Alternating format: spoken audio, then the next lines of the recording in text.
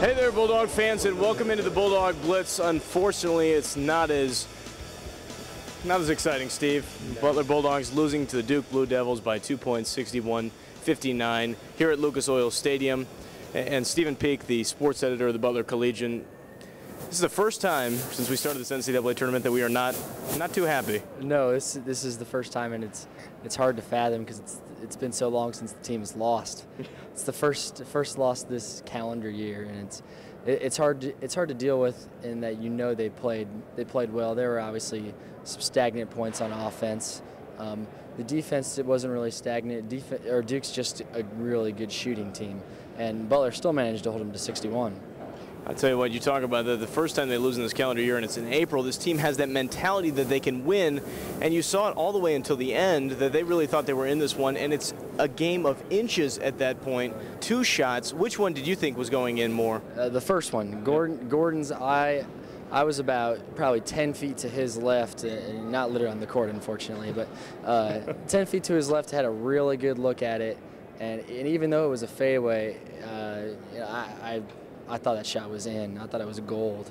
I thought Butler was going to have a 1-point lead and have to play some defense, but it didn't turn out that way. And like you said, first loss took them till April. It's a magical thing in itself, but this team was about winning. They winning one game at a time. They weren't going to rest on their laurels and take a national championship game. They wanted a national championship win.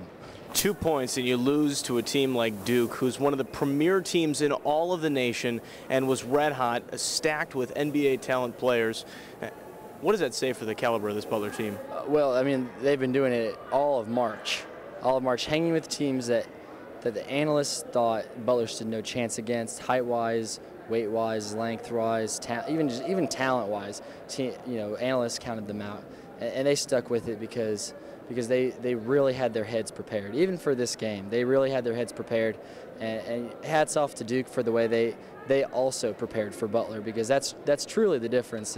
Even though it was one possession, Duke prepared, Butler prepared. It was a great game. Okay, well, we'll take listens into the locker room there. We should let you know that not everybody was willing to talk to the media. Only a couple players were actually ready to talk. A couple of them just had jerseys over their head, and rightly so, very disappointed with the way the season turned out. It's hard because it hurts, but at the same time, you know how hard everyone battled, and maybe that makes it hurt a little bit more. But, everyone played their tails off tonight. It's an unbelievable effort. We had guys step in again that no one expects to play well, and did a great job. And so, it's hard to be really upset about it, except for, the fact that we wanted to get this done. We got 3 guys coming in that we're going to have to embrace and get them used to this winning tradition. I think, before we ever made this run, Butler was a very winning program, and we're going to continue that. We're going to work hard here when we have our individual workouts, work hard this summer.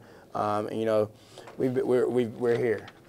And so, there's another expectation that, when you're only losing 3 guys, you got, in a sense, 4 starters coming back, you still have a lot. You still have a lot left. I have a lot left in my tank. I could go play another basketball game right now.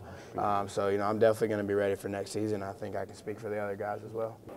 And with that will conclude the end of the NCAA Division I men's basketball season and the end of the season for the Butler Bulldogs. Steve, when we look forward to the next calendar year, where can we expect these Bulldogs to be ranked? Well, I'll put them in the top 3. Some might say, well, why not the top 2? Well, it's a matter of opinion, and there's plenty of votes to go around. So, Butler only losing 1 senior starter, losing 3 seniors. You have to give credit to Nick Rogers. Those practice players don't get a lot of credit, but they're the ones who competitively help this team and starters prepare. But Jukes, Rogers, Veasley gone. Still got to put Butler in top 3. Going to have a really solid recruiting class. Going to help for the recruiting class in 2011, 2012 as well. But yeah, it's a little bit down the road. Right now, we'll just be ready for October, I guess. 2 inches separating this Butler team from becoming a national champion. But I tell you what, you can't be too upset with that. No, they have nothing to be sorry for. Gordon Hayward said losing is the worst feeling in the world to him. Yeah. You have to respect that feeling. I completely understand it, and I'm sure they all feel that way. But but they really have nothing to be sorry for because they didn't back down. They really played their hearts out. Unfortunately, when you play your heart out and you lose, sometimes it hurts even more. But that's how it goes, and I'm sure they'll be back to just doing whatever they need to do with working out next season already. Well, thank you for helping us out all throughout the NCAA tournament, Steve. Absolutely, it's been great. You're right. Well, that'll do it for this episode of the Bulldog Blitz. Make sure to catch us on Comcast On Demand, or you can also log on to youtube.com/Bulldog Blitz Sports. That will do it from Lucas Oil Stadium alongside Stephen Peak. I'm Mark Minner. Thanks for watching the Bulldog Blitz.